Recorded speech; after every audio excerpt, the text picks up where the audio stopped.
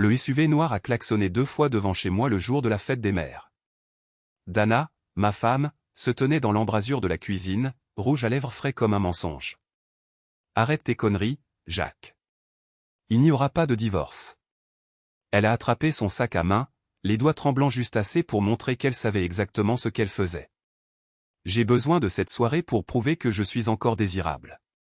Ces mots m'ont frappé comme un coup de massue. 20 ans de mariage, et elle franchissait la porte pour monter dans la voiture d'un autre le jour de la fête des mères. Dana, ne fais pas ça. Elle s'est retournée, le visage froid comme du béton en janvier. N'attends pas, la porte a claqué, faisant vibrer les fenêtres. À travers les stores de la cuisine, je l'ai regardé se glisser sur le siège passager de ce SUV. Les plaques étaient du Michigan, pas du coin. Le chauffeur portait un sweat à capuche de sport avec à l'iron imprimé dans le dos. Un gros type, cou épais, un tatouage serpentant le long de l'avant-bras. Le moteur a rugi, et ils sont partis. Je suis resté là pendant peut-être 5 minutes, à écouter la maison se calmer.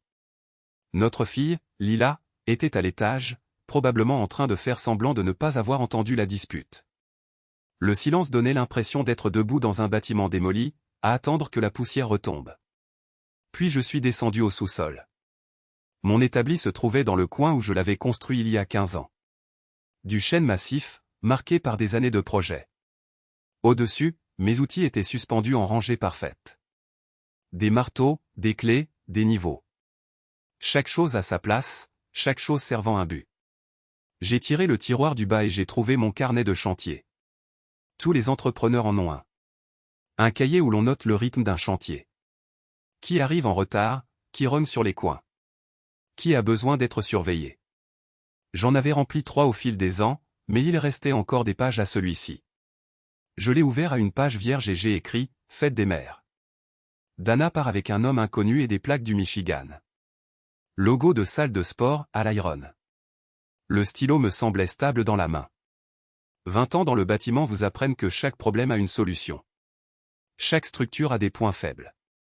Il suffit d'étudier les plans. J'étais encore en train d'écrire quand Lila est descendue en catimini. « Papa ?» Sa voix était petite, prudente. À 17 ans, elle avait hérité des yeux perçants de Dana, mais de mon menton obstiné. Où est allée maman? Sortir. Je n'ai pas levé les yeux de mon carnet. Avec qui, cette fois? J'ai croisé son regard. Lila avait toujours été trop intelligente pour les mensonges confortables. Quelqu'un avec qui elle ne devrait pas être. Elle s'est assise sur la dernière marche, serrant ses genoux. J'ai vu les messages sur son téléphone la semaine dernière. Elle l'a laissé sur le comptoir quand elle était sous la douche. La voix de Lila a baissé d'un ton. Certains d'entre eux étaient transférés à oncle Tommy. Le stylo s'est arrêté de bouger. Mon frère Tommy, mon associé depuis 8 ans, la seule personne en qui j'avais une confiance absolue. Quel genre de message?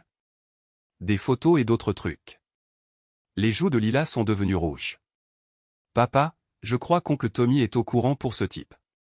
J'ai posé le stylo avec précaution. Tu es sûr? Les messages transférés avaient des photos de la salle de sport. Ce grand type qui fait ses muscles devant des miroirs. Maman demandait à oncle Tommy s'il avait l'air sûr et discret. Quelque chose de froid a glissé le long de ma colonne vertébrale. J'ai pris mon téléphone et j'ai composé le numéro de Tommy, je l'ai mis en haut-parleur. Il a répondu à la 3e sonnerie. Jacques, qu'est-ce qui se passe, frangin? En arrière-plan, j'ai entendu des poids qui s'entrechoquaient, de la musique à fond, le son familier d'une salle de sport en pleine effervescence. Cette musique ne vient pas de ton bureau. La ligne est devenue silencieuse, à l'exception de ce bruit révélateur de salle de sport. Jacques, écoute, j'ai raccroché. Lila me fixait avec des yeux trop vieux pour son visage. Papa, qu'est-ce que tu vas faire? J'ai regardé mon carnet de chantier, la page vierge que j'avais commencée. Puis j'ai repris le stylo.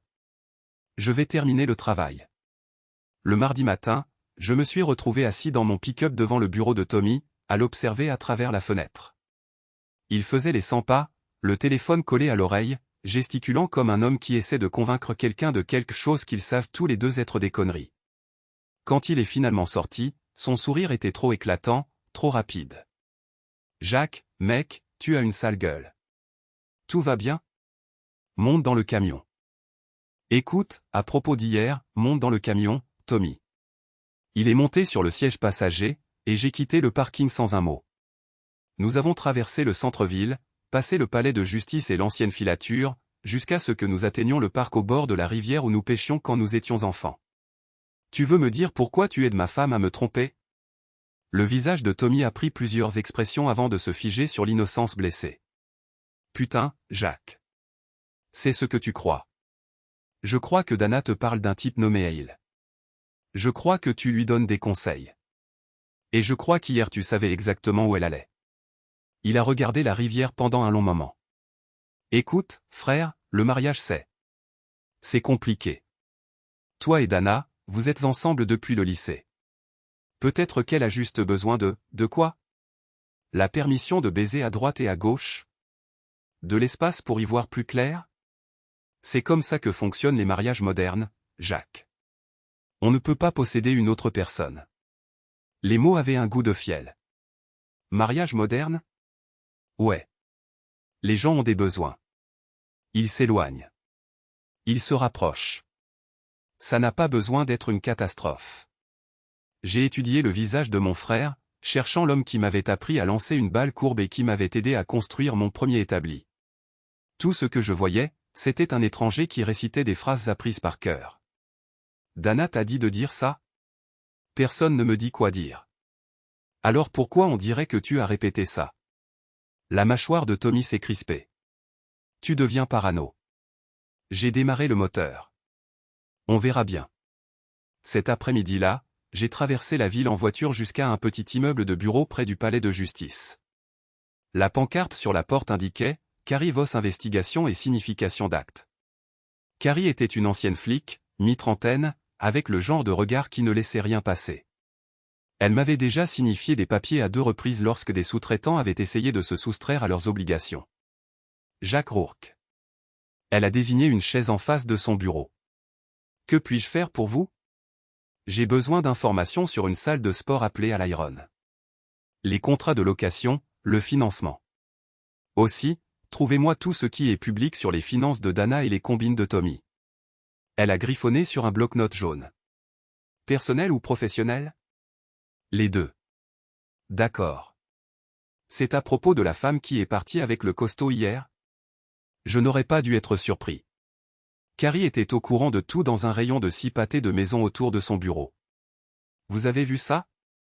Je vous ai vu debout à votre fenêtre, les regardant partir en voiture. On aurait dit un homme qui passe une très mauvaise journée.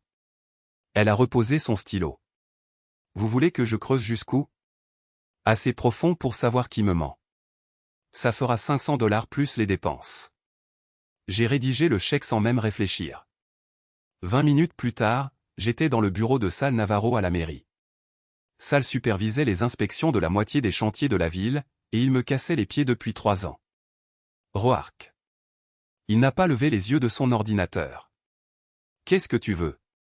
Le dossier de Morrison Street. Vous aviez dit que j'aurais le feu vert final aujourd'hui. Oui, à ce sujet. Sal a finalement levé les yeux sur moi, avec un air suffisant. Il semble que nous ayons égaré des documents. Il faudra peut-être encore une semaine ou 2 pour régler ça. Bullshit. Ça représente un blocage de $60 000. C'est le temps qu'il faut. Il s'est adossé à sa chaise. Peut-être que si vous mettiez de l'ordre dans votre vie personnelle, votre vie professionnelle se déroulerait mieux. Ces mots m'ont piqué. Sal était au courant pour Dana. Toute la ville devait être au courant maintenant. Vous voulez répéter ça? Je dis qu'un homme qui est incapable de tenir sa maison en ordre ne devrait pas être surpris que son travail soit examiné à la loupe. Je me suis levé lentement. Sal était mou et vissé à son bureau, mais il avait la ville derrière lui. La violence ne ferait qu'aggraver les choses. Je m'en souviendrai, Sal. C'est ça. Dehors, sur le parking, j'étais en train de déverrouiller mon pick-up quand quelqu'un a crié mon nom. Je me suis retourné et j'ai vu Jerry Morrison, un sous-traitant avec lequel je travaillais depuis des années. Jacques. C'est le comble, hein? Quoi, Jerry? Son sourire était mal à l'aise. Le genre de regard que les gens ont quand ils sont sur le point de dire quelque chose de méchant et qu'ils font semblant d'être amicaux. Que ta vieille se tire comme ça, il faut en avoir, je dois lui concéder ça. Jerry, mec, si ma femme essayait des conneries pareilles, Il s'est arrêté quand il a vu mon visage. Et, je dis ça comme ça, tu vois? Tout le monde en parle. J'avais l'impression que le parking penchait. Tout le monde? Allez, Jacques. Elle ne se fait pas exactement discrète. Ce crétin musclé avec qui elle est, il se vante à Kelly's Bar depuis une semaine de sa nana mariée. Super romantique, hein? Quelque chose s'est brisé. J'ai fait 3 pas rapides, et Jerry a trébuché en arrière. Oh les mains. Jacques, doucement. T'as quelque chose à dire sur ma femme? Non, mec, je disais juste. Parce que si tu as quelque chose à dire, dis-le-moi en face. Les yeux de Jerry ont balayé le parking. Quelques gars de l'équipe du comté s'étaient arrêtés pour regarder. Je ne voulais rien dire de mal. Si, tu voulais. J'ai fait un pas de plus. Tu voulais dire exactement ce que tu as dit. Jerry a essayé de reculer, mais son talon s'est pris dans le trottoir et il est tombé lourdement, atterrissant sur son cul dans le gravier. Son visage est devenu rouge. Putain, Jacques. Je me suis éloigné avant de faire quelque chose qui me conduirait en prison. Ce soir-là, Carrie a appelé avec ses premières conclusions. Votre frère a enregistré 3 SARL au cours des 6 derniers mois, a-t-elle dit. L'une d'elles, Wolverine Holdings, vient de signer un bail pour une propriété sur Riverside Drive. Qu'est-ce qu'il y a sur Riverside? Hayles Iron Gym. Ton frère Tommy finance le business du mec de ta femme. J'étais assis dans mon pick-up devant la salle de sport, fixant l'enseigne au néon à travers le pare-brise. L'endroit avait l'air fréquenté. Des gars en débardeur allaient et venaient. Le genre de marché à viande qui s'adressait aux hommes qui avaient besoin de prouver quelque chose. Mon téléphone a vibré. Un texto de Dana. Il faut qu'on parle. Tu peux me voir demain. J'ai répondu, j'ai vu le bail de la salle de sport. Le nom de Tommy est dessus. La réponse a été instantanée. On ne divorce pas, arrête de fouiller. J'ai souri sans joie et j'ai tapé, tant mieux. Alors tu survivras à ça. Vendredi soir, je suis entré au Kelly's Bar en sachant pertinemment ce que j'allais y trouver. L'endroit était bondé, la faune habituelle. Des gars du bâtiment, des employés municipaux, des flics en civil. L'air avait le goût de cigarettes et de mauvaises décisions. Dana était assise au bar avec lui. Le type était exactement comme je l'avais imaginé. 1,95 m, peut-être 100 kilos, des bras comme des troncs d'arbres et une gueule qui passait un temps considérable devant des miroirs. Il portait un t-shirt moulant qui exhibait ses muscles et une chaîne en or qui accrochait la lumière des néons. Dana m'a repéré la première. Son visage est devenu blanc, puis rouge. « Jacques, qu'est-ce que tu fais ici? » Je bois un verre dans mon bar de quartier.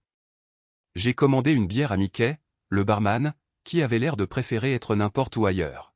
« C'est qui ton ami? » Le mastodonte s'est tourné sur son tabouret. De près, il était plus jeune que je ne l'avais pensé, peut-être 35 ans, avec cette assurance qu'on a quand personne ne vous a jamais dit non.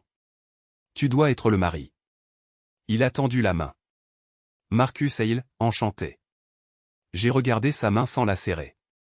Tu dois être le briseur de ménage. Marcus a éclaté de rire, un son comme du gravier dans une bétonnière. Briseur de ménage? Mec, j'ai rien brisé du tout. C'est ta femme qui est venue me chercher. Ah bon? C'est ça. Il a passé son bras autour des épaules de Dana, et elle ne s'est pas dérobée. D'ailleurs, elle est venue me voir parce qu'elle avait besoin d'un vrai mec pour changer. Le bar s'est tu. Les conversations se sont éteintes alors que les gens se tournaient pour regarder Marcus. La voix de Dana était sèche. Arrête. Quoi, a-t-il demandé. Marcus lui a serré l'épaule. De toute façon, c'est pas un secret. La moitié de la ville sait que je m'occupe de ce qu'il n'arrive pas à gérer à la maison. J'ai posé ma bière avec précaution. T'as envie de sortir dire ça? Pourquoi? Pour que tu te fasses casser la gueule en privé? Marcus s'est levé, et il était plus imposant que lorsqu'il était assis. Frère, j'ai déjà eu ta femme dans ton lit. Qu'est-ce que tu crois que je vais te prendre d'autre? Les mots ont frappé comme un coup physique. Le bar a retenu son souffle. J'ai souri. Merci de l'avoir dit aussi clairement. Quoi? Au lieu de frapper, j'ai sorti mon téléphone et arrêté l'enregistrement. Il tournait depuis que j'étais entré. J'ai dit « Merci. Ça va faire un malheur au tribunal. » Le visage de Marcus a changé. « Tu m'enregistres ? Lieu public. Pas d'attente de vie privée. » J'ai remis le téléphone dans ma poche. « Mais si tu veux continuer cette conversation dehors, je suis partant. » Dana a attrapé le bras de Marcus. « On y va. » « Non. » Marcus s'est dégagé. Ce petit con se croit malin. Laisse-moi lui montrer à quoi ça ressemble, la malice. Il m'a bousculé pour se diriger vers la porte. J'ai suivi, et la moitié du bar est venue avec nous. La ruelle derrière le Kéliès était étroite, éclairée par une seule lampe au sodium qui rendait tout jaune et maladif. Marcus a fait craquer ses épaules, craquer ses doigts. « T'es sûr de vouloir faire ça? Vieux schnock? T'as quel âge? 45 ans. Je pourrais être ton fils. 42, et si t'étais mon fils, je t'aurais appris la politesse. » Marcus a ri et a balancé le premier coup. Il était grand et fort, mais les muscles de salle de sport n'apprennent pas à se battre. J'ai esquivé. Le coup a heurté son poignet et a utilisé son élan pour l'envoyer face première dans le mur de briques. Il a rebondi, a pivoté et est revenu à la charge. Cette fois, je l'ai laissé me toucher avec un coup éraflant à la joue qui a picoté, mais ne m'a pas fait tomber. Puis je l'ai frappé en retour, un direct du droit court au plexus solaire qu'il a plié en deux. Problème ici, agent? Le lent Ortiz est entré dans la ruelle, la main posée sur sa matraque. Il était jeune, peut-être 33 ans, avec la sorte de moustache que les flics se laissaient pousser quand ils voulaient avoir l'air plus dur qu'ils ne l'étaient. Pas de problème, agent. J'ai remis ma chemise en place. Juste une conversation. Marcus était toujours courbé, essayant de reprendre son souffle. Ce connard m'a attaqué. C'est vrai? Ortiz m'a regardé. Vous avez attaqué ce monsieur. Il a frappé le premier. Je me suis défendu. J'ai des témoins. Marcus a pointé du doigt la foule du bar. Dites-lui. Mais la foule hochait la tête, marmonnant des choses comme « j'ai rien vu » et « ça avait l'air réglo ». Ortiz a allumé sa caméra corporelle. Votre nom, monsieur? Marcus Hale. Et vous? Jack Rourke. Une histoire de femme? Une histoire de respect, ai-je dit. Marcus a fini par se redresser. C'est une histoire de connard jaloux qui est pas capable de satisfaire sa femme. Ortiz a soupiré. Monsieur Hale, vous voulez répéter ça devant ma caméra? Vous m'avez entendu, ai-je dit. J'ai déjà eu sa femme dans son lit, et il peut rien y faire. Bon. Ortiz a pris des notes dans son carnet. Monsieur Rourke, vous voulez porter plainte pour agression? J'ai regardé Marcus, qui me dévisageait comme si j'avais tué son chien. Pas ce soir. Vous êtes sûr? J'en suis sûr. Je me suis approché d'Ortiz et j'ai baissé la voix. Mais gardez cette séquence. Il a hoché légèrement la tête. Je vais m'assurer qu'elle soit classée correctement. Alors qu'Ortiz s'éloignait, Marcus m'a attrapé le bras. C'est pas fini. J'ai baissé les yeux sur sa main, puis j'ai relevé les yeux sur son visage. T'as raison. C'est pas fini. Je souris. Je porterai plainte au moment où ça fera le plus mal. Lundi matin, j'ai retrouvé Carrie sur les marches du palais de justice. Elle avait une mallette pleine de papiers et l'air satisfait d'un chasseur avec du gibier frais. Ordonnance de non-communication, ai-je demandé. Signée et scellée. Elle m'a tendu un dossier manille. Monsieur, il a officiellement interdiction de s'approcher à moins de 150 mètres de vous, de votre domicile ou de tout chantier où vous travaillez. Et Dana? On ne peut pas contrôler qui elle voit. Mais s'il viole l'ordonnance près de vous, c'est une arrestation automatique. J'ai feuilleté les papiers. Du jargon juridique, mais le message était clair. Marcus venait de perdre l'accès à la moitié de la ville. Il y a plus. Carrie a sorti un autre dossier. Les sociétés écrans de votre frère. 3 d'entre elles ont obtenu des contrats de la ville ces 2 derniers mois. Tous sans appel d'offres. Tous approuvés par Sal Navarro. Conflit d'intérêts au minimum. J'ai fait des copies et je les ai envoyées au journal. Elle a souri. Tuyau anonyme d'un citoyen concerné. Nous sommes entrés ensemble dans le palais de justice. Le bâtiment sentait le vieux bois et des secrets encore plus vieux. Au bureau du greffier, Carrie a déposé l'ordonnance restrictive et payé les frais. Encore un arrêt, a-t-elle dit. 20 minutes plus tard, nous étions assis dans les bureaux de Peterson et Associés, consultants en ressources humaines. La société de Dana sous-traitait son travail de RH à Peterson, ce qui signifiait que tout passait par leur bureau. Madame Rachel Peterson était une femme mince aux cheveux gris et avec le genre de regard qui avait vu tous les scandales en milieu de travail 2 fois. Monsieur Roark, comment puis-je vous aider? J'ai fait glisser une enveloppe manie sur son bureau. Je dois déposer une plainte pour comportement inapproprié au travail. Elle a ouvert l'enveloppe et en a sorti les photos. Carrie avait pris Dana et Marcus sur le parking de son immeuble de bureau, en train de s'embrasser contre son SUV. Les horodatages indiquaient 14h47 un mardi. Elles avaient été prises pendant les heures de travail, pendant une réunion d'audit qu'elle était censée diriger. Peterson a étudié les photos. Et cet homme est Marcus Hale, qui n'est pas un employé de l'entreprise. Je vois. Elle a pris des notes sur un bloc-notes juridique. Y a-t-il autre chose? Carrie a produit une autre enveloppe. Message texte entre Madame Rourke et Monsieur Hale envoyé pendant les heures de travail depuis son téléphone professionnel. Certains contiennent des images explicites. L'expression de Peterson n'a pas changé, mais elle a écrit plus vite. Comment avez-vous obtenu ces informations? Demande d'accès aux documents administratifs. Carrie a menti avec aplomb. Monsieur Hale les a postés sur les réseaux sociaux avec des informations d'identification visibles. Ce n'était pas vrai, mais Peterson ne pouvait pas le vérifier sans impliquer des avocats. Et elle avait des problèmes plus importants à régler. Je vais devoir enquêter sur ça, a finalement dit Peterson. Combien de temps? 2 semaines. Peut-être moins. Elle a levé les yeux. Monsieur Roark, vous comprenez que cela pourrait affecter l'emploi de votre femme. Je comprends. Du bureau de Peterson, j'ai roulé directement jusqu'à la First National Bank. J'étais client là-bas depuis 15 ans, et Bill Harrison, le directeur d'agence, me connaissait bien. Jacques, content de vous voir. Que puis-je faire pour vous aujourd'hui? Je dois bloquer le compte joint et transférer mon versement direct. Le sourire de Bill a vacillé. Bloquer le compte?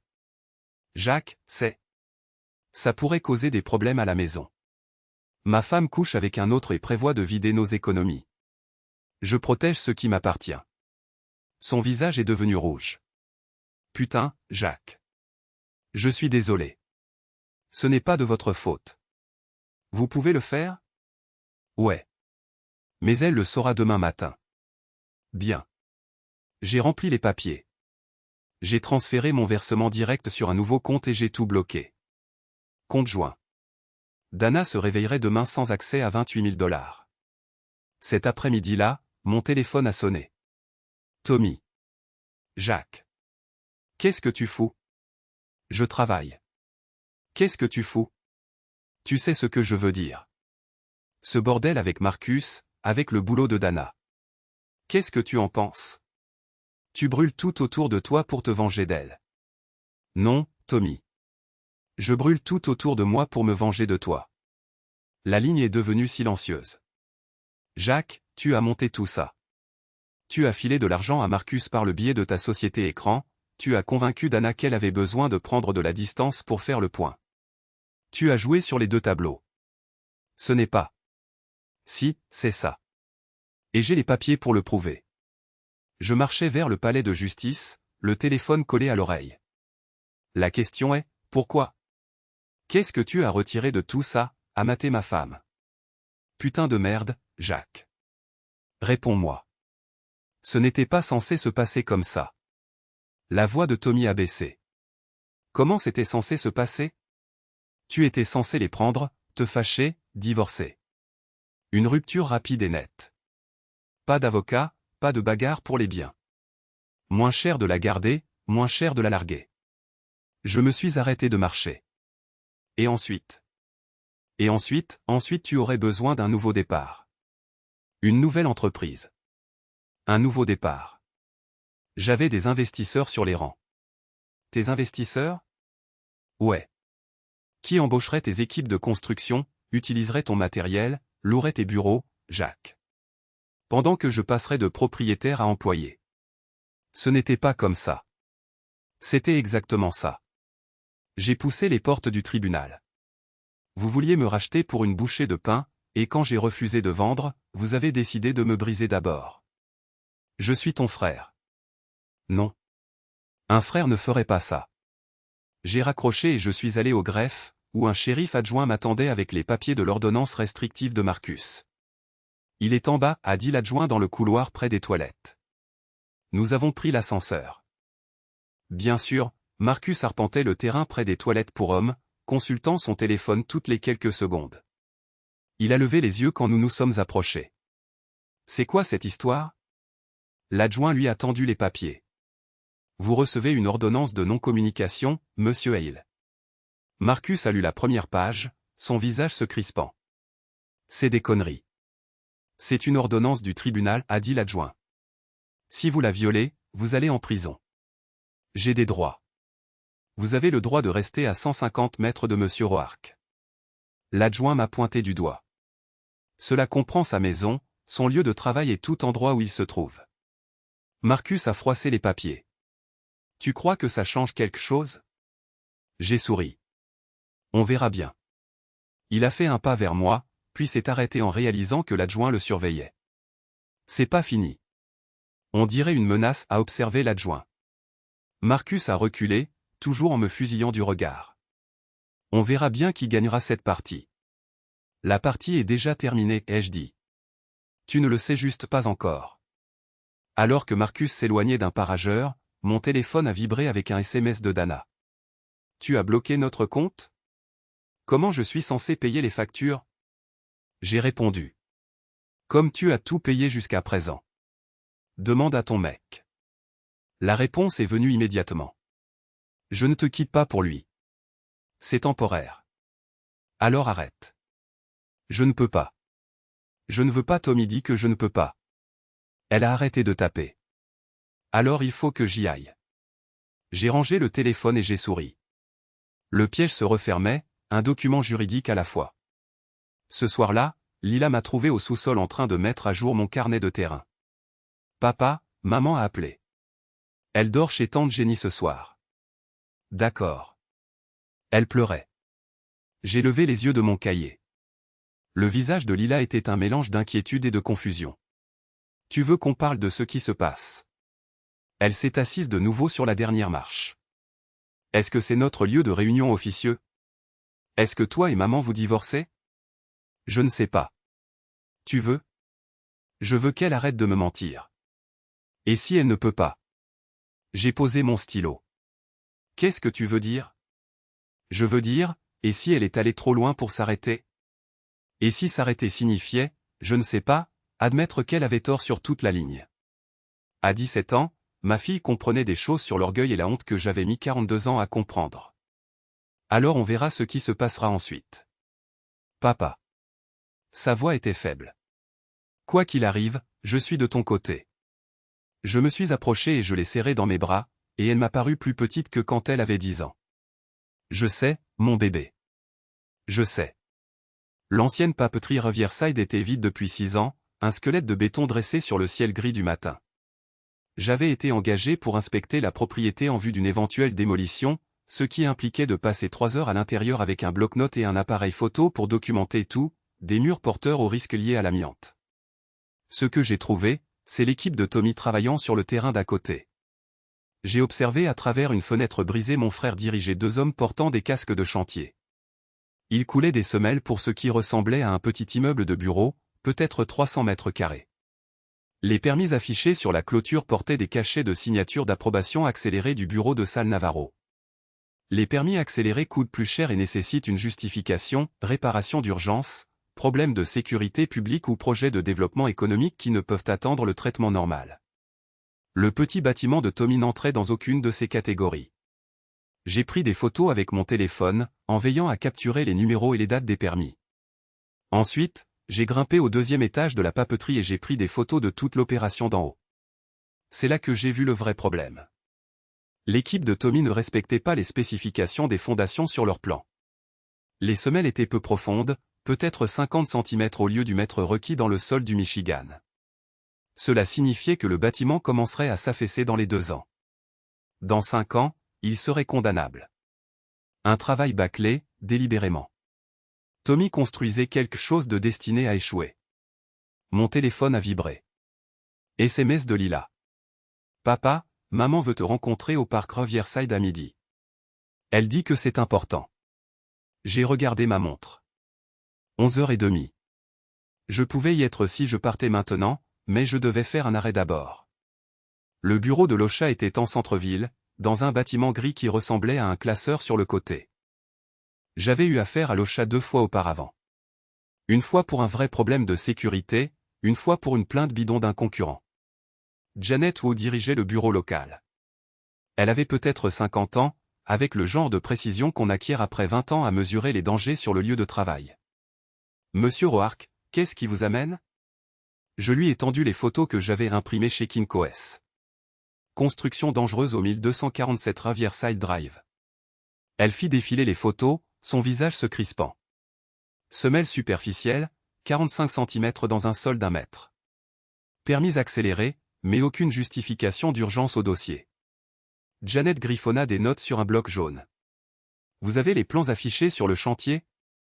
Bloquez l'accès au public. J'envoie quelqu'un cet après-midi. Elle leva les yeux. C'est votre concurrence? Mon frère. Ses sourcils se levèrent d'un coup. Ça complique les choses. Pas pour moi. J'ai quitté l'Ocha et je suis allé à Riverside Park, où Dana était assise sur notre vieux banc au bord de l'eau. Elle avait l'air plus petite que dans mon souvenir, comme si quelque chose de lourd l'avait aplatie. Jacques. Elle ne s'est pas levée quand je suis arrivé. Merci d'être venu. Je me suis assis à l'autre bout du banc, laissant de l'espace entre nous. Lila disait que c'était important. Tout s'écroule. À qui la faute? À moi. Sa voix était si basse que j'ai failli ne pas l'entendre. Entièrement à moi. Nous sommes restés assis là, à regarder la rivière couler. Une barge remontait le courant, chargée de charbon qui serait brûlé ailleurs par quelqu'un d'autre pour des problèmes que nous ne verrions jamais. J'ai été suspendu de mon travail en attendant les résultats de l'enquête, a fini par dire Dana. Je sais que le compte bancaire est bloqué. Je le sais aussi. Tommy dit que tu essaies de me détruire. Tommy dit beaucoup de choses. Dana se tourna vers moi, les yeux rougis par les larmes. Il dit que tu as engagé un détective privé, que tu montes un dossier pour tout prendre lors du divorce. Il n'y aura pas de divorce. C'est toi qui l'as dit. Jacques. Tu as dit, je cite, on ne divorce pas. Alors, c'est quoi le problème? Elle resta silencieuse pendant un long moment. Le problème, c'est que je n'arrive pas à arrêter de voir Marcus. Tu ne peux pas ou tu ne veux pas. Je ne peux pas, sa voix s'est brisée sur ce mot. Tommy dit que si j'arrête maintenant, si je reviens en rampant, tu t'en serviras contre moi pour toujours. La preuve que je suis faible, que je ne suis pas capable de prendre mes propres décisions. Tommy dit ça. Il dit que tu es le genre d'homme qui ne pardonne jamais, n'oublie jamais. Il dit que la seule façon de te gérer, c'est d'être forte, de m'en tenir à mon choix et de te forcer à le respecter. Je la fixais. Et tu le crois? Je ne sais plus quoi croire. Un jogger passa en courant, respirant fort, concentré sur le prochain pas. Je l'enviais. Dana, est-ce que tu aimes Marcus? Elle essuya ses yeux. Non. Est-ce que tu m'aimes? Je ne sais pas. Alors pourquoi est-ce qu'on est assis ici? Parce que j'ai peur. De quoi? D'admettre que j'ai eu tort. D'admettre que j'ai gâché 20 ans pour rien. Elle me regarda, désespérée. Si je rentre à la maison maintenant, si je romps avec Marcus, est-ce que tu me pardonneras? J'y ai réfléchi, vraiment. Il y a 3 semaines, la réponse aurait été oui, sans hésitation. Maintenant, je ne sais pas. Elle se remit à pleurer, des sanglots étouffés qui secouaient ses épaules. Alors, qu'est-ce que je suis censé faire? Débrouille-toi. Je me suis levé pour partir, et elle a attrapé mon bras. Jacques, s'il te plaît. J'ai besoin d'aide. J'ai besoin que tu me dises quoi faire. J'ai baissé les yeux sur sa main sur mon bras, puis sur son visage. Je ne suis pas ton père, Dana. Je ne suis pas ton frère, et je ne suis pas ton conseiller d'orientation. Tu as fait ton choix. Assume. Je me suis dégagé et je suis parti. Ce soir-là, Lila est descendue au sous-sol pendant que je mettais à jour mon carnet de patrouille. Comment ça s'est passé avec maman? Pas bien. Elle m'a appelé en pleurant. Elle dit que tu ne veux pas l'aider à arranger les choses. J'ai posé mon stylo. Lila, tu te souviens quand tu avais 12 ans et que tu as cassé la fenêtre de Madame Patterson avec ta balle de softball? Ouais. Qu'est-ce que je t'ai dit de faire? D'aller m'excuser et de proposer de payer les réparations avec mon argent de poche. Est-ce que je suis allé avec toi? Non. Tu as dit que je devais assumer les conséquences de mes choix toute seule. Lila resta silencieuse pendant un moment. C'est différent. Comment? Parce que maman n'a pas 12 ans. Non, elle en a 40, ce qui rend la situation encore pire. Lila s'assit sur sa marche habituelle. Papa, je peux te demander quelque chose? Vas-y. Quand toi et maman vous êtes mariés, est-ce que vous avez promis de vous aimer quoi qu'il arrive? La question m'a frappé plus fort que je ne l'avais prévu. J'ai promis de l'aimer pour le meilleur et pour le pire. C'est pas la pire partie, ça? J'ai regardé ma fille, si jeune et déjà capable de percer les mensonges que les adultes se racontent. Ouais, chérie, c'est clairement la pire partie. Alors tu devrais pas l'aimer quand même? J'ai secoué la tête. L'amour, ce n'est pas une promesse de laisser quelqu'un te détruire, Lila. L'amour, c'est une promesse d'être la meilleure version de toi-même pour l'autre. Quand ils arrêtent d'essayer d'être la meilleure version d'eux-mêmes, alors quoi? Alors tu dois décider si tu es prêt à aimer quelqu'un qui a renoncé à lui-même. Elle resta silencieuse pendant un long moment. Tu as décidé? J'y travaille. Mon téléphone sonna. Numéro inconnu. Jacques Roark? Monsieur Roark, ici Janet Wu de l'Ocha. Nous avons inspecté le chantier que vous avez signalé aujourd'hui. Qu'est-ce que vous avez trouvé? Exactement ce que vous aviez dit que nous trouverions. Semelle superficielle, mélange de béton non conforme, absence de compactage adéquat du sol. L'ensemble du projet reçoit un ordre d'arrêt des travaux. Bien. Il y a autre chose. Les permis ont été déposés sur la base de fausses déclarations. Nous recommandons au procureur municipal d'enquêter sur des accusations de fraude. Je souris. Merci de me tenir au courant. Ton frère va savoir que tu as déposé cette plainte. C'est le but. Après avoir raccroché, Lila me fixait, les yeux écarquillés. Papa, qu'est-ce que tu viens de faire? Mon boulot. Le lendemain matin, Tommy appela à 6 heures du mat. Espèce d'enfoiré. Bonjour, mon frère. L'Ocha a fermé mon chantier. 3 mois de boulot partis en fumée. T'aurais peut-être dû respecter les normes de construction. C'est à cause de Dana, hein? Tu détruis tout ce que j'ai construit parce que ta femme voulait de la nouveauté. C'est de toi qu'il s'agit, Tommy. De toi qui paie Marcus pour foutre en l'air mon mariage, puis qui utilise des sociétés bidons pour me piquer mes contrats. J'arrive pas à y croire. J'ai les preuves. Les SARL, les virements bancaires, les formulaires de permis avec de fausses signatures. Tu veux continuer à jouer, ou on parle comme des adultes? Un silence s'installa au bout du fil. Qu'est-ce que tu veux? Je veux savoir pourquoi mon propre frère a décidé de détruire ma vie. Ce n'était pas personnel.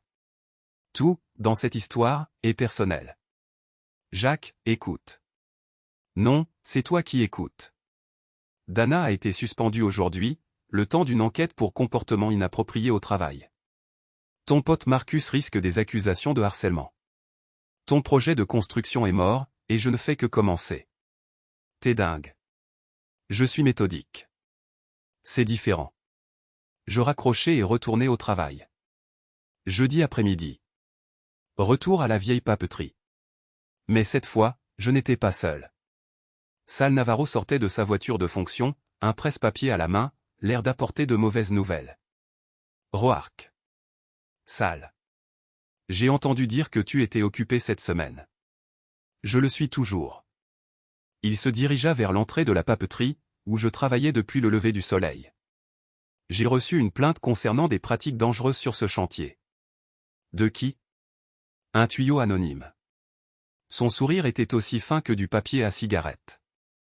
Selon la plainte, tu coupes les coins ronds sur l'étude de l'amiante. Je posais mon appareil photo.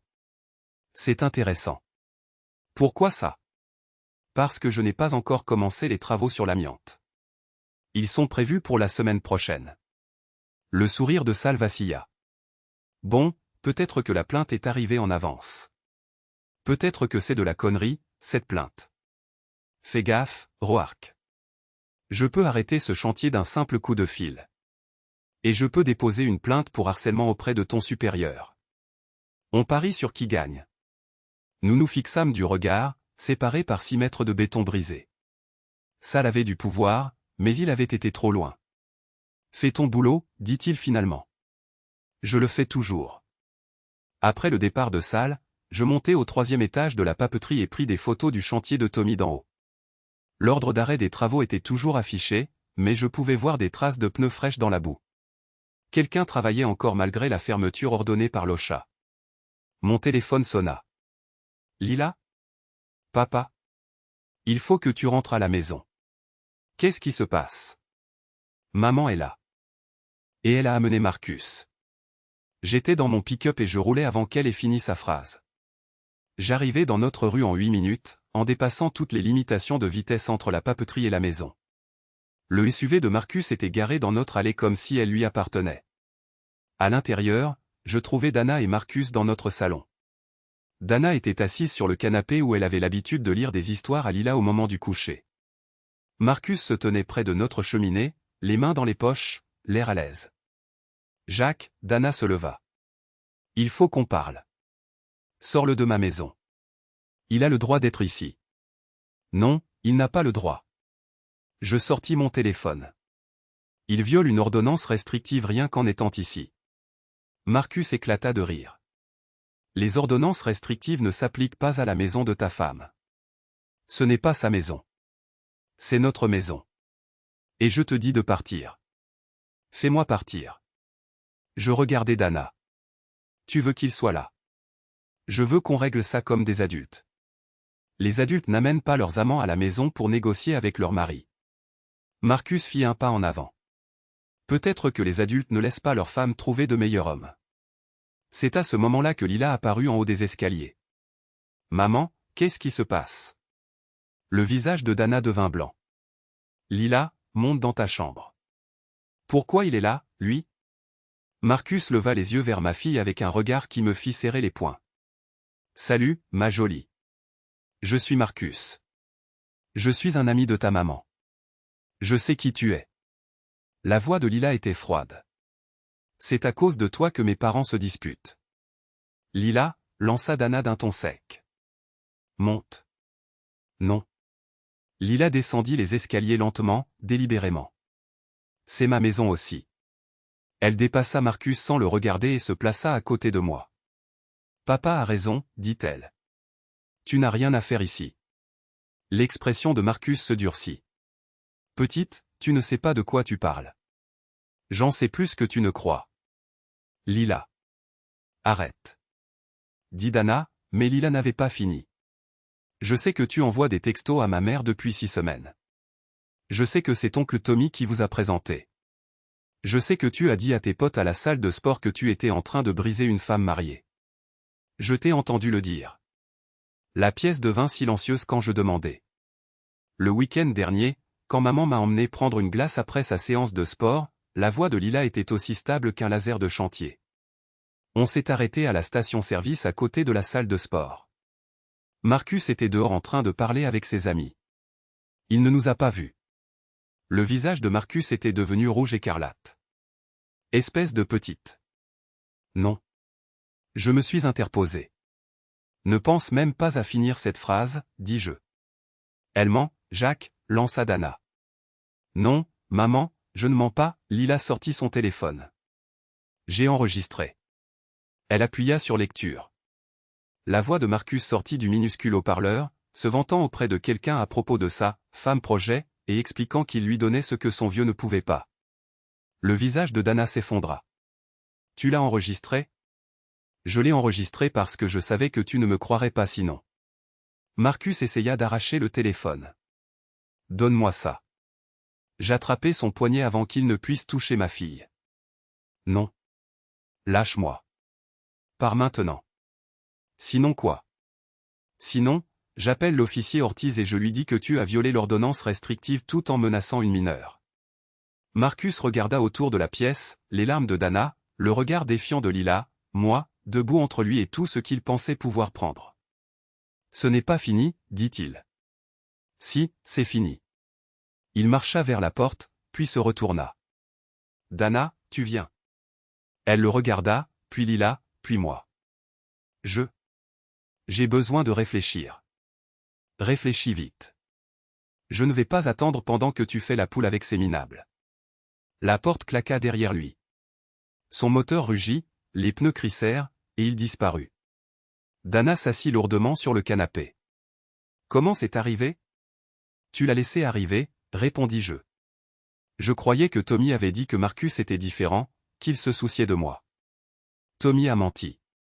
Mais pourquoi? Je m'assis en face d'elle, Lila toujours debout à mes côtés. Parce qu'il voulait notre entreprise. Il voulait que je sois fauché et désespéré pour pouvoir me racheter à bas prix. Tu n'étais que l'outil qu'il utilisait pour me briser. Les yeux de Dana se remplirent de nouvelles larmes. Je suis tellement stupide. Tu n'es pas stupide. Tu as 40 ans et tu t'es laissé manipuler par des mecs qui t'ont vu venir à des kilomètres. Elle tressaillit, comme si je l'avais frappée. Maman, dit Lila doucement, tu vas encore le voir? Je ne sais pas. Parce que si c'est le cas, je reste avec papa. Dana leva les yeux, sèchement. Lila, je suis sérieuse. Je ne vivrai pas dans une maison où tu le fais venir. Tu ne peux pas choisir entre tes parents. Je ne choisis pas entre mes parents. Je choisis entre ma mère et la femme qui fait semblant d'être ma mère depuis un mois. Les mots restèrent en suspens. Dana recommença à pleurer, et cette fois, je n'avais pas de peine pour elle. Ce soir-là, après le départ de Dana chez sa sœur, j'étais en train de mettre à jour mon carnet de terrain quand mon téléphone sonna. Carrie. Jacques, on a un problème. Quel genre de problème? Le genre qui fait ressembler tout ce qu'on a fait jusqu'à présent à un jeu d'enfant. Explique-toi. J'étais en train d'éplucher les relevés financiers de Tommy, de faire correspondre les sociétés écrans avec les dépôts bancaires. Ton frère a détourné les cotisations de retraite de ses employés pour maintenir la salle de sport de Marcus à flot. Je posais mon stylo. Combien? 47 000 jusqu'à présent. Peut-être plus. Putain, ça empire. Le bail de la salle de sport n'est pas seulement financé par Tommy. Il est garanti par un fonds de pension qui couvre la moitié des ouvriers du bâtiment du comté. Ce qui veut dire? Ce qui veut dire que si la salle de sport coule, elle entraîne le fonds de pension avec elle. 300 familles perdent leur argent de retraite. Je fermais les yeux. Depuis combien de temps ça dure? 6 mois. Peut-être plus. Qui d'autre est au courant? Juste nous pour l'instant. Carrie. Oui. On en finit ce soir. La pluie a commencé au coucher du soleil, transformant les rues en miroirs noirs reflétant les néons et les phares. J'étais garé devant le Hills Iron, à regarder les derniers clients déguerpir dans la tempête. Le SUV de Marcus était garé sous un lampadaire, moteur tournant. Il était à l'intérieur de la salle de sport, se déplaçant rapidement, transportant des cartons vers son véhicule. À travers la fenêtre, je pouvais le voir entasser des dossiers et du matériel dans des sacs poubelles. Il fuyait. J'appelais Carrie. Il est en train de vider la salle de sport. Il a probablement eu vent de l'enquête sur les retraites. Comment? Tommy? Ton frère a appelé Marcus il y a 20 minutes. J'écoutais la ligne fixe de la salle de sport. Où va-t-il? Vers le sud, s'il est intelligent. Le Canada, s'il est désespéré. Je démarrai mon pick-up. Je le suis. Jacques, laisse la police s'en occuper. La police n'est pas encore au courant de l'histoire de l'argent des retraites. Ils le seront demain matin. Demain matin, ce sera trop tard. Marcus sortit de la salle de sport en portant un sac d'ordinateur portable et ce qui ressemblait à un petit coffre-fort. Il les jeta à l'arrière de son SUV, claqua le haillon et s'installa au volant. Je le suivis à travers le centre-ville, en gardant 2 voitures de distance. La pluie redoublait, transformant le pare-brise en une cascade que les essuie-glaces ne parvenaient pas à maîtriser. Marcus dépassa le centre commercial, dépassa la bretelle de l'aéroport, en direction de la zone industrielle au bord du fleuve. Je savais où il allait. La rampe de mise à l'eau de Riverside Park. Une douzaine de façons de disparaître à partir de là si on avait un bateau qui attendait à la rampe. Marcus se gara à côté d'un vieux canot jaune amarré au quai. Il commença à transférer les cartons de son SUV au bateau, travaillant vite malgré la pluie. Je me garai à une 50aine de mètres et appelai le 112. 112, quelle est votre urgence? Ici Jack Rourke. Je suis à la rampe de mise à l'eau de Riverside Park. Il y a un homme ici qui s'enfuit avec des biens volés. Des biens volés? Des fonds de pension. Environ 50 000 $, monsieur. Vous êtes sûr? Absolument. Il s'appelle Marcus Hale et il est sur le point de disparaître en descendant la rivière. Restez dans votre véhicule, monsieur. Des agents sont en route. J'ai raccroché et suis sorti du pick-up. Marcus m'a vu arriver et s'est redressé, une boîte d'archives dans les mains. Qu'est-ce que tu fous là? La même chose que toi. Je me tire d'ici. Je ne me tire pas, moi. Juste en train de déplacer des affaires. Où ça? Au Canada. Ses yeux se sont plissés. Tu ne sais rien du tout. Je sais que tu voles l'argent des retraites pour garder ta salle de sport ouverte. Je sais que Tommy t'aide. Et je sais que tu es sur le point de te sauver comme le lâche que tu es. Marcus a posé la boîte et a fait un pas vers moi. Un lâche? Tu m'as bien entendu, mec. J'aurais dû te botter le cul correctement la première fois. Aurait dû. N'a pas fait. Il a balancé un coup, un moulin à vent sauvage qui est passé à 15 cm. J'ai attrapé son poignet, l'ai fait pivoter et l'ai poussé vers son bateau. Il a trébuché, s'est rattrapé au quai, et est revenu à la charge. Cette fois, il m'a collé un coup de poing bien senti dans les côtes qui m'a coupé le souffle, mais il avait oublié le quai mouillé. Son pied a glissé et il est tombé lourdement, les bras s'agitant comme des moulins à vent alors qu'il essayait de retrouver son équilibre. Il a percuté l'eau avec un plouf qui a résonné sur la rampe en béton. Le courant l'a emporté immédiatement. La rivière était haute à cause des pluies de printemps, rapide, froide et sombre comme du café. À l'aide. Marcus s'agitait dans l'eau, essayant de nager contre le courant. Je ne peux pas. Je me suis approché du bord du quai et j'ai trouvé une bobine de corde d'une 15aine de mètres de long. En bon état. J'ai attaché une extrémité à un taquet et j'ai lancé l'autre vers Marcus. La corde est tombée à 1 mètre. Plus près. Marcus se débattait, alourdi par ses vêtements et pris de panique. Lance-la plus près. J'ai ramené la corde et l'ai relancée. Cette fois, elle a atterri juste devant lui. Il s'en est saisi à 2 mains et j'ai laissé la corde glisser du taquet. Marcus a coulé, est remonté à la surface en crachotant, a coulé à nouveau. Le courant l'a emporté en aval vers le quai de la vieille usine, où l'eau était profonde et rapide entre les piles de béton. Je suis resté sur le quai, tenant la corde, à le regarder se battre contre la rivière. Puis des phares ont percé la pluie et la voiture de patrouille de l'agent Ortiz a éclaboussé le parking. Qu'est-ce qui se passe ici? Ortiz a couru vers l'eau, le faisceau de sa lampe torche dansant sur les vagues. Un homme est tombé à l'eau. J'ai dit que j'essayais de l'aider. Ortiz a enlevé ses bottes et a plongé sans hésiter. C'était un bon nageur, champion du comté au lycée, et il a atteint Marcus juste avant que le courant ne l'entraîne dans les piles. Ils sont revenus ensemble sur la berge, Marcus crachant de l'eau de rivière et grelottant comme un chien mouillé. Ça va? Ortiz a aidé Marcus à s'asseoir. Il a essayé de me tuer. Marcus m'a pointé du doigt, la main tremblante. Il a lancé la corde trop court exprès.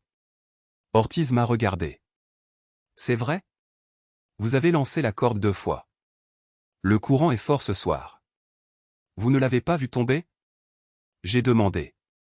Je l'ai vu se relever après un coup de poing et glisser sur le quai mouillé. J'ai levé les mains. Vérifiez mes phalanges si vous voulez. Je ne l'ai pas poussé. Ortiz a braqué sa lampe torche sur le visage de Marcus. Pas de blessure défensive, pas de contusion récente. Juste de l'eau de rivière et de la honte. Qu'est-ce que vous faisiez ici, monsieur Hale? Je déplaçais des affaires. Où ça? Marcus a hésité. À un entrepôt. Dans un bateau? C'est mon bateau. Ortiz a marché jusqu'au SUV et a braqué sa lampe à l'intérieur. Des boîtes de dossiers, un ordinateur portable. On dirait des relevés bancaires éparpillés sur la banquette arrière. À qui est cet ordinateur? À moi. Il y a écrit propriété de HR Solutions sur le côté. Le visage de Marcus est devenu blanc. Je peux expliquer. Au poste. Tous les deux. Au poste de police, ils nous ont mis dans des pièces séparées.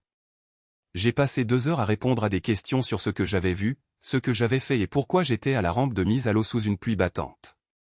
Quand ils ont finalement accepté de me laisser partir, Marcus était toujours enfermé. Il s'avère que l'ordinateur portable appartenait à la société de Dana. Les dossiers dans sa voiture contenaient des relevés de retraite et des relevés bancaires qui ne lui appartenaient pas. Monsieur Rourke. Ortiz m'a arrêté dans le couloir. Cet enregistrement de la bagarre au bar la semaine dernière. Qu'en est-il? Monsieur Hill a fait des déclarations intéressantes sur votre femme, votre maison. Des choses qu'il n'aurait probablement pas dû dire devant une caméra. Probablement pas. Nous vous recontacterons. Je suis rentré chez moi sous la pluie, en pensant à Marcus dans cette cellule. En pensant à Dana, qui attendait un appel téléphonique qui n'arriverait pas. En pensant à Tommy, qui voyait son empire s'effondrer un permis à la fois. Les chiffres ne mentent pas. Les gens, si. Lundi matin, je buvais mon café quand le journal a atterri sur le perron avec un bruit sourd et humide. Le titre, un homme d'affaires local accusé de fraude aux pensions. L'article était en une, avec des photos du chantier de Tommy et un portrait qui le faisait ressembler à un rat acculé. La journaliste avait fait ses devoirs, sociétés écrans, permis falsifiés, détournement de fonds, tout le tralala.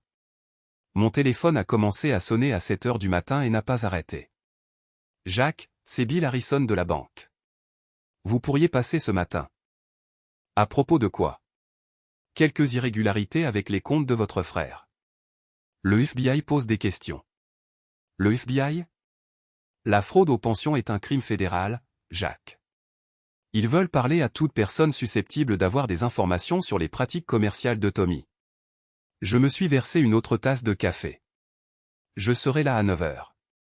L'appel suivant était de Janet Wu de l'OSHA. Monsieur Roark, Channel 7 souhaite vous interviewer sur les violations des règles de sécurité sur le site de votre frère. Que dois-je leur dire? Ce que vous voulez. Tout est de notoriété publique, maintenant. À 9h15, j'étais dans le bureau de Bill Harrison pendant que 2 agents du FBI me questionnaient sur les finances de Tommy. Ils étaient polis, professionnels et aussi minutieux que des contrôleurs fiscaux. Aviez-vous connaissance des activités de votre frère concernant les fonds de pension, a demandé l'agente Sarah Collins. Aucune. Avez-vous déjà soupçonné des irrégularités financières dans ces opérations commerciales? Je soupçonnais qu'il tirait sur la corde. Je ne savais pas qu'il volait l'argent de la retraite. Quand avez-vous eu connaissance des sociétés écrans pour la première fois? Quand mon enquêteur les a découvertes la semaine dernière. L'agente Collins a pris des notes. Vous avez engagé un enquêteur? Affaires personnelles. Ma femme avait une liaison avec Marcus Hale. L'homme qui a été arrêté à la cale de mise à l'eau. C'est lui. Les agents se sont regardés. Monsieur Roark, saviez-vous que Monsieur Hale était financièrement soutenu par les sociétés de votre frère? Je l'ai découvert la semaine dernière. Comment vous êtes-vous senti? J'ai regardé par la fenêtre le parking où des journalistes installaient des caméras. Comme si mon frère était plus intéressé à détruire mon mariage qu'à protéger les fonds de retraite de ses employés. Cet après-midi-là, j'étais de retour à l'usine quand Dana a appelé. Jacques, il faut que je te voie. Je travaille. S'il te plaît. C'est important. Plus important que la dernière chose importante? Je me suis fait virer. J'ai posé mon presse-papier. Quand? Ce matin. Les RH ont dit que l'enquête avait révélé des violations du règlement intérieur, une utilisation inappropriée du matériel de l'entreprise et une conduite indigne. Sa voix tremblait. 20 ans dans cette entreprise, Jacques. 20 ans. Et tes avantages sociaux? Résiliation immédiate. Indemnité de départ. Elle a fait une pause. Ils ont dit que j'avais été licencié pour faute grave. Pas d'indemnité de départ, pas de cobra, rien. Je suis sorti de l'usine où la rivière ressemblait à une ceinture de pétrole déversée sous le ciel gris. Tu es où, maintenant? Assise dans ma voiture sur le parking de mon ancien bureau, à les regarder changer les serrures de ce qui était mon service. Et Marcus? Toujours en prison. Impossible de payer la caution. Tommy ne répond pas à mes appels. Je pouvais l'entendre pleurer au téléphone. De légers sanglots qui m'auraient peut-être ému il y a 3 semaines.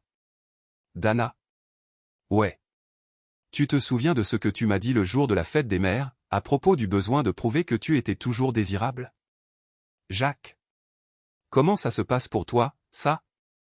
La ligne est restée silencieuse, à part ses pleurs. J'ai fait une erreur. Tu as fait un choix. Ça ne peut pas être les deux. Plus maintenant. J'ai raccroché et je suis retourné travailler. Ce soir-là, les informations locales ont commencé par l'histoire de Tommy. La journaliste était jeune, blonde et avide d'une carrière à base de scandales. Des sources proches de l'enquête affirment que Thomas Roark aurait détourné jusqu'à 75 000 $ des fonds de pension des employés pour financer des projets personnels, notamment une salle de sport locale et plusieurs projets immobiliers. Ils ont montré des images aériennes du chantier de Tommy, maintenant vide à l'exception du ruban de la police et du matériel abandonné. Monsieur Roark n'a pu être joint pour commenter, mais son avocat a publié une déclaration niant toutes les allégations. Mon téléphone a sonné. Tommy. T'es content, maintenant? J'y arrive. J'ai tout perdu, Jacques. La société, les contrats, ma réputation.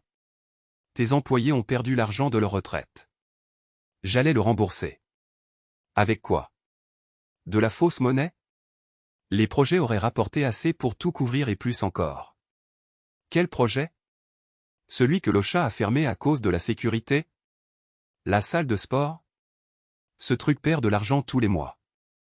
Tommy, sais-tu? Comment t'as su pour le pognon de la salle de sport? De la même manière que j'ai su pour les fonds de pension. J'ai posé les bonnes questions aux bonnes personnes. Tu m'as ruiné. Tu t'es ruiné. J'ai juste fait en sorte que tout le monde le voie. Et la famille? La loyauté? Je suis ton frère. Mon frère ne se serait pas mêlé de mon mariage pour me voler mon entreprise. J'essayais de t'aider. M'aider à quoi? À perdre ma femme, ma maison et mon entreprise d'un coup? T'aider à repartir à zéro? Table rase? Tu gardes toutes les cartes? La ligne est devenue silencieuse. Jacques? Quoi? Je suis désolé. Trop tard pour les regrets, Tommy. Qu'est-ce que tu me veux? Rien. T'as plus rien à donner. J'ai raccroché et balancé le téléphone. Mercredi matin, j'ai signé les papiers qui mettaient fin à tout. La maison a été vendue en 4 heures à un promoteur. Des appartements allaient être construits. Transaction au comptant. Pas d'inspection.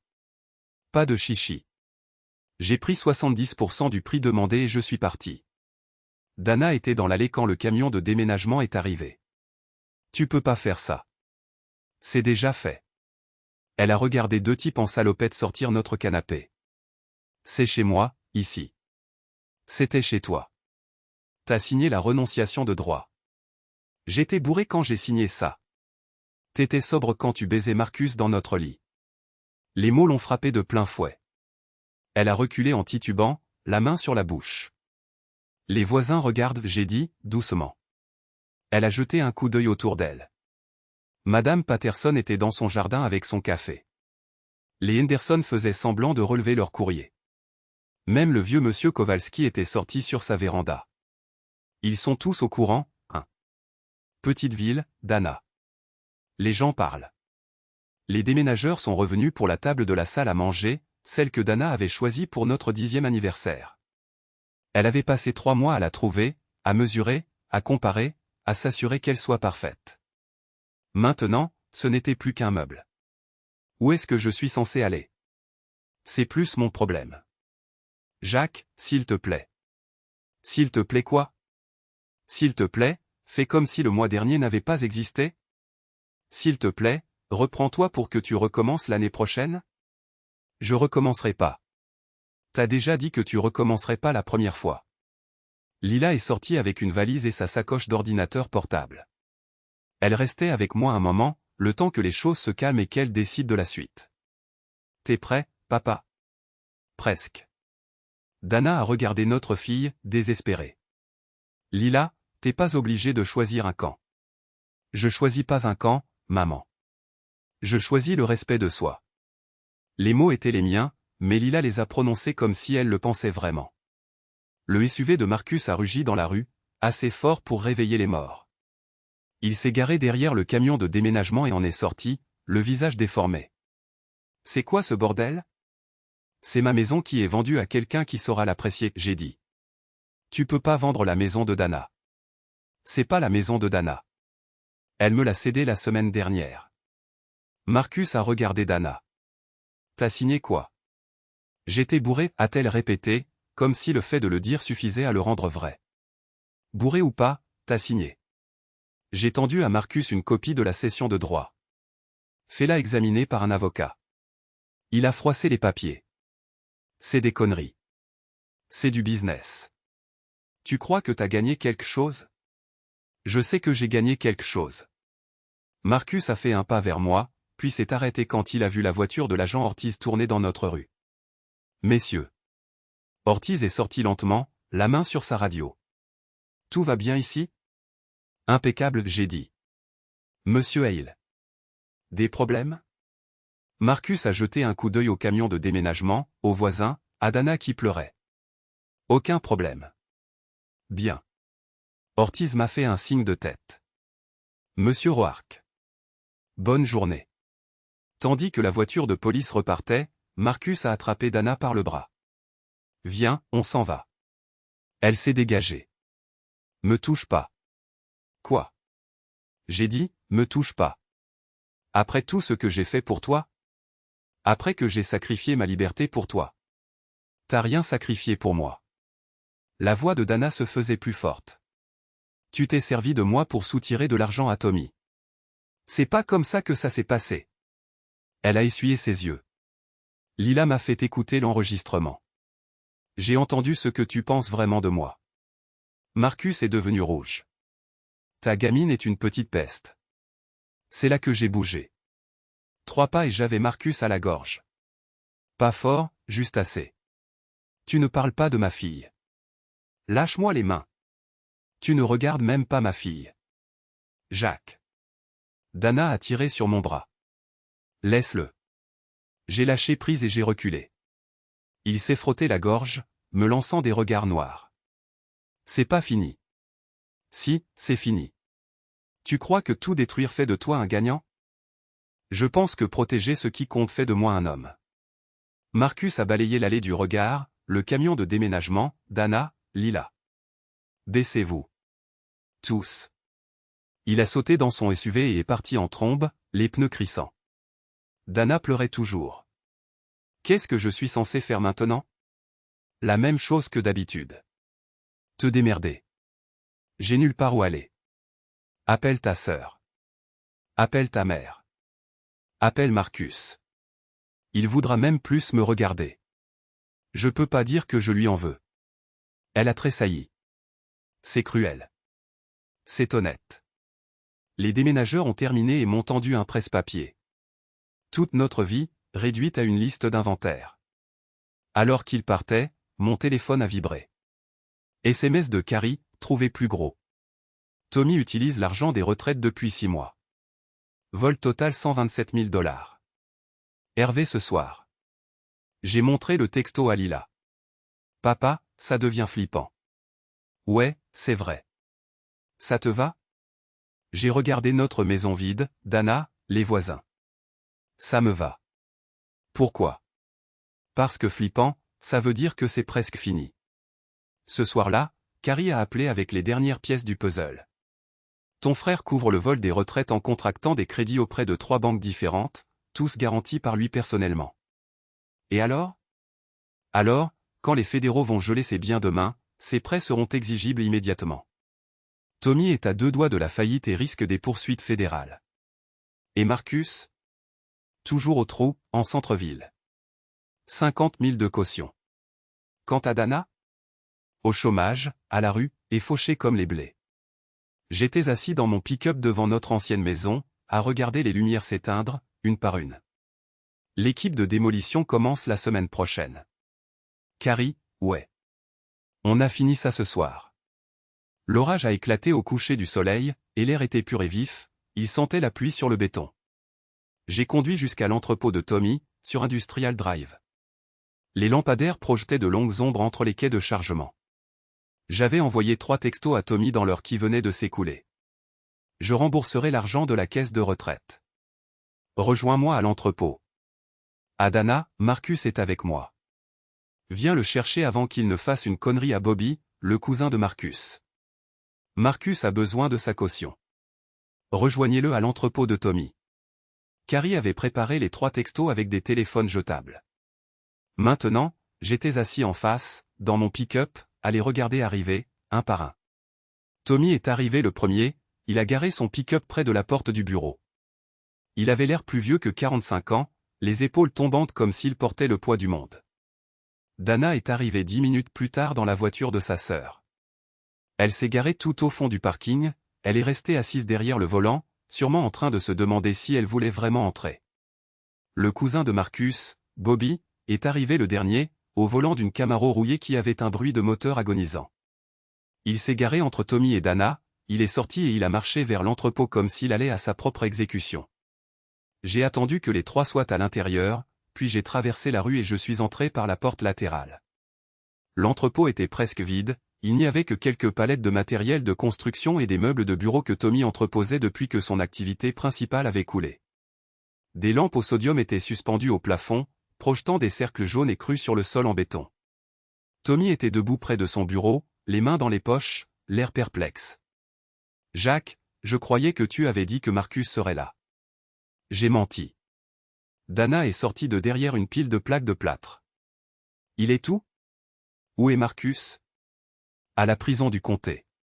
Tu as dit qu'il était avec toi. » « Je vous ai menti, à vous aussi. » Bobby est sorti de l'ombre près du quai de chargement. Il était plus petit que Marcus, mais bâti comme une borne d'incendie, avec des cicatrices de combat pour de l'argent. Il est tout mon cousin. Au même endroit. En prison. Alors, qu'est-ce que je fous là? Bonne question. J'ai marché jusqu'au bureau de Tommy et j'ai allumé la lumière. L'entrepôt s'est illuminé comme un stade de foot, tous les coins étaient visibles, toutes les ombres avaient disparu. De quoi il s'agit, Jacques? A demandé Tommy. Il s'agit de la vérité. J'ai ouvert mon carnet et j'ai lu les notes que je prenais depuis 3 semaines. Le 15 mai. Dana s'enfuit avec Marcus Hale. L'enquête révèle que Tommy finance la salle de sport de Hale par le biais d'une société écran. Jacques. Le 20 mai. Marcus m'agresse dans bar Ali. Avoue avoir fricoté avec Dana dans notre maison. La caméra piéton de la police a enregistré ses aveux. Qu'est-ce que tu fais? Le 22 mai. Le chantier de construction de Tommy est fermé pour non-respect des règles de sécurité et fraude au permis de construire. Tommy a fait un pas vers moi. Arrête. Le 24 mai. Marcus essaie de s'enfuir avec l'argent volé de la caisse de retraite et les biens de l'entreprise. Interpellé à la base nautique. J'ai dit, arrête. Le 28 mai. L'enquête du FBI révèle que Tommy a volé 127 000 $ dans le fonds de retraite des employés pour payer ses affaires personnelles. Le silence s'est abattu sur l'entrepôt, hormis le bourdonnement des lumières. Et aujourd'hui, j'ai continué. Le 30 mai, les 3 conspirateurs se retrouvent sur les lieux du crime pour discuter de leur prochaine action. Dana me fixait comme si j'avais une tête de plus. Conspirateurs? Toi, Tommy et Marcus. Les 3 personnes qui ont décidé que ma vie ne valait pas autant que vos petits plaisirs personnels. C'était pas comme ça, a dit Tommy. Raconte-moi comment c'était. C'était censé être simple. Dana aurait sa petite aventure. Tu les surprendrais. Elle se sentirait coupable et accepterait un divorce rapide. Pas d'avocat, pas de bagarre pour l'argent. Rupture nette. Et après? Et après, tu aurais besoin d'argent. Un boulot. Je t'aurais proposé du travail. Peut-être. Un jour. Un partenariat dans la nouvelle entreprise. Ta société. Notre société. Connerie. Bobby regardait de l'un à l'autre comme s'il regardait un match de tennis. De quoi vous parlez, bordel? Affaire de famille, ai-je dit. C'est dingue. Dana s'est dirigée vers la porte. Je me casse. Non. Elle s'est arrêtée. Tu peux pas me retenir ici. Je te retiens pas. Tu restes parce que tu veux savoir comment ça finit. Je sais comment ça finit. Tu gagnes, on perd. Tout le monde est malheureux. C'est pas comme ça que ça finit. J'ai marché jusqu'au bureau de Tommy, j'ai pris le téléphone sur son bureau, j'ai composé le 17, et j'ai reposé le combiné sans raccrocher. Jacques, qu'est-ce que tu fous, a demandé Tommy. Je finis le boulot. C'est à ce moment-là que Bobby a sorti un couteau. C'était une lame pliante, peut-être 10 cm de long, le genre de truc que les ouvriers du bâtiment ont sur eux pour couper de la corde et ouvrir des cartons. Rien de sophistiqué, mais assez tranchant pour faire des dégâts. Personne n'appelle les flics, a dit Bobby. Bobby? Commença Tommy. La ferme. Bobby pointa le couteau vers moi. Mon cousin est tantôt la cause de ce connard. Sa vie est foutue. Ton cousin a foutu sa propre vie en l'air en couchant avec une femme mariée. Putain, mec, c'est le train-train quotidien. En volant les fonds de pension et en se tirant comme un lâche. Le visage de Bobby se crispa. Marcus n'a rien volé du tout. Regarde le dépôt des pièces à conviction. Ordinateur portable, relevé bancaire. 47 000 balles en liquide. Cet argent était à lui. Non. Bobby se jeta sur moi avec le couteau. Il était rapide, mais il avait annoncé son coup en baissant l'épaule. Je me suis écarté, j'ai attrapé son poignet et utilisé son élan pour l'envoyer dans une pile de palettes. Le couteau a volé, claquant sur le sol en béton. Bobby s'est relevé en balançant des coups, mais il était déséquilibré et en colère. Je l'ai cueilli avec un crochet gauche bien placé qu'il a envoyé au tapis pour de bon. Putain de merde, Jacques. Tommy fixait le corps inerte de Bobby. Tu aurais pu le tuer. J'ai retenu mon coup. C'est dingue. C'est ça, la justice. Dana se rapprochait de nouveau de la porte à petits pas. Je m'en vais. Dana, attends. Tommy la coupa. On doit parler. De quoi? De la vérité. Quelle vérité? Tommy me jeta un coup d'œil, puis revint vers Dana. De la vraie raison pour laquelle j'ai piégé Marcus. Le silence se fit dans l'entrepôt. Je ne voulais pas que Jacques se doute de quoi que ce soit concernant les affaires, dit lentement Tommy. Je piquais dans les fonds de pension depuis 8 mois. Jacques est trop honnête, trop méticuleux avec les comptes. Il aurait fini par me choper. Le visage de Dana devint livide. Alors, tu as décidé de détruire son mariage? J'ai décidé de le distraire. De lui donner une affaire personnelle pour qu'il ne regarde pas de trop près les finances de la boîte. Tu t'es servi de moi. Je me suis servi de vous deux. Je me suis approché du téléphone du scène 12 et j'ai décroché. L'opératrice était toujours là. Ici Jacques Rourke, au 1247 Industrial Drive. Je signale un détournement de fonds, une fraude et un complot. Monsieur, êtes-vous en danger immédiat?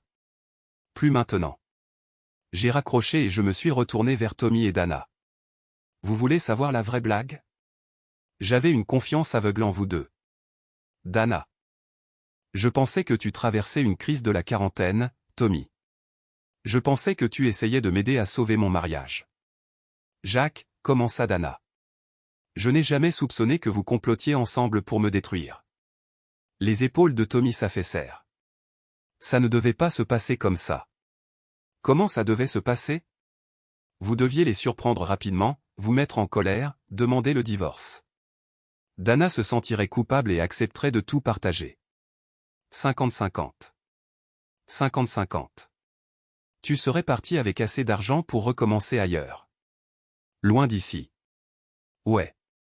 Comme ça, je pourrais voler le fonds de pension sans que personne ne s'en aperçoive? Comme ça, je pourrais emprunter dessus temporairement le temps de lancer les nouveaux projets. J'allais tout rembourser. Dana fixait Tommy comme si elle ne l'avait jamais vu. Tu m'as dit que Jacques était contrôlant, qu'il ne me laisserait jamais m'épanouir à moins que je ne force les choses. Je t'ai dit ce que tu avais besoin d'entendre. Tu m'as dit que Marcus tenait à moi. Marcus tenait à l'argent que je lui versais. Combien? Tommy détourna le regard. 2000 par mois pour te séduire et te garder intéressé. Les mots frappèrent Dana de plein fouet. Elle recula en titubant, une main sur son ventre. 2000 plus les dépenses, les dîners, les cadeaux, tout ce qu'il fallait. J'étais un job pour lui. Vous étiez un job pour nous deux. Dana s'effondra sur une pile de palettes, le visage dans les mains. Mon Dieu! Mon Dieu, qu'est-ce que j'ai fait? Tu as fait ce que Tommy t'a dit de faire, dis-je. Pareil pour Marcus. Mais j'ai choisi. J'ai choisi de te quitter, de te blesser, de détruire notre famille. Ouais, tu l'as fait. Elle leva les yeux vers moi, des larmes coulant sur son visage. Pourras-tu jamais me pardonner? J'y ai pensé, vraiment pensé. Il y a un mois, la réponse aurait été automatique. Maintenant, je ne sais pas. Qu'est-ce que ça veut dire? Ça veut dire que le pardon, ce n'est pas la même chose que la confiance. Et sans confiance, il ne reste rien sur quoi construire. Les sirènes se rapprochaient. Des lumières rouges et bleues clignotaient à travers les fenêtres de l'entrepôt. Jacques, dit Tommy. Tu n'es pas obligé de faire ça. On est une famille. Une famille ne vole pas sa famille. Tout le monde fait des erreurs. Les erreurs sont accidentelles. Ce que tu as fait était délibéré. Les portes de l'entrepôt s'ouvrirent en grand et des policiers se précipitèrent à l'intérieur, armes au poing. Police. Les mains en l'air, qu'on les voit. J'ai levé les mains. Jacques Rourke. C'est moi qui ai appelé.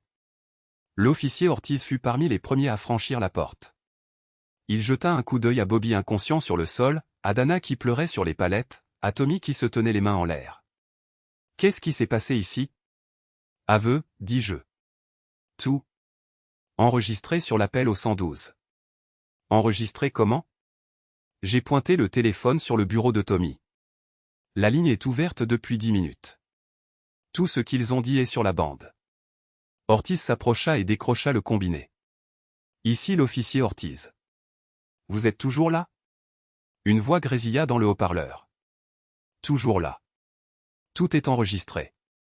Jésus, murmura Tommy. Deux inspecteurs prenaient les dépositions pendant que les ambulanciers auscultaient Bobby pour une commotion. Il reprit ses esprits péniblement, plus gêné que blessé. Dana était assise à l'arrière d'une ambulance, pas parce qu'elle était blessée, mais parce qu'elle n'arrivait pas à s'arrêter de trembler. Une policière était assise à ses côtés, prenant des notes pendant que Dana parlait. De l'autre côté du parking, je l'ai regardé embarquer Tommy dans une voiture de patrouille. Il m'a regardé à travers la vitre, et j'ai vu dans ses yeux quelque chose que je n'avais jamais vu auparavant. De la peur. Monsieur Rourke. L'inspecteur Williams était un grand gaillard aux cheveux gris, avec une patience que seuls 20 ans à écouter des mensonges pouvaient forger. Vous voulez bien me raconter ce qui s'est vraiment passé? Je voulais la vérité. En tendant un piège aussi élaboré? En leur donnant assez de cordes pour se pendre. Pour se pendre? Williams griffonnait des notes dans un petit carnet. Vous réalisez que votre frère risque des poursuites fédérales?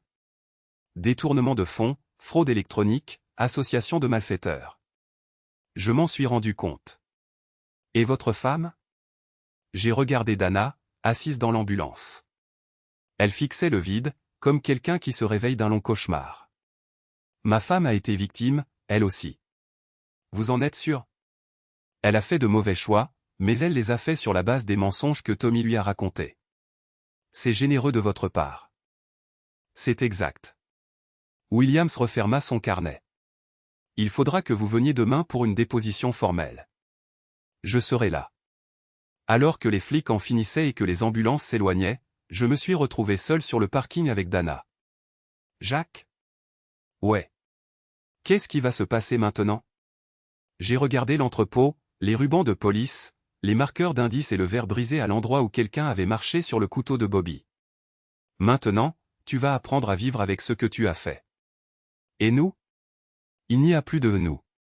Mais si je me fais aider, si je comprends pourquoi j'ai laissé Tommy me manipuler, Dana, arrête. Je sais que je t'ai blessé. Je sais que j'ai tout gâché. Mais les gens peuvent changer, pas vrai? J'ai pensé à ces 20 années, la naissance de Lila, notre première maison, la façon dont Dana riait de mes blagues à 2 balles. Les gens peuvent changer, ai-je dit. Mais je ne peux pas oublier. Tu n'essaies même pas. J'ai essayé pendant 3 semaines. J'ai essayé de comprendre, de pardonner, de trouver une issue. J'ai secoué la tête. Mais à chaque fois que je te regarde, je te vois monter dans ce SUV le jour de la fête des mères. Je te vois le choisir lui plutôt que moi, plutôt que notre famille, plutôt que tout ce qu'on a mis 20 ans à construire. J'étais complètement perdu. Tu as été égoïste. Les mots restèrent suspendus entre nous. Alors, c'est fini, demanda Dana. C'est fini. Elle hocha la tête lentement. Et Lila? Lila décidera par elle-même. Elle a 17 ans, pas 7. Assez grande pour comprendre ce qui s'est passé et pourquoi. Je l'aime. Je sais que tu l'aimes.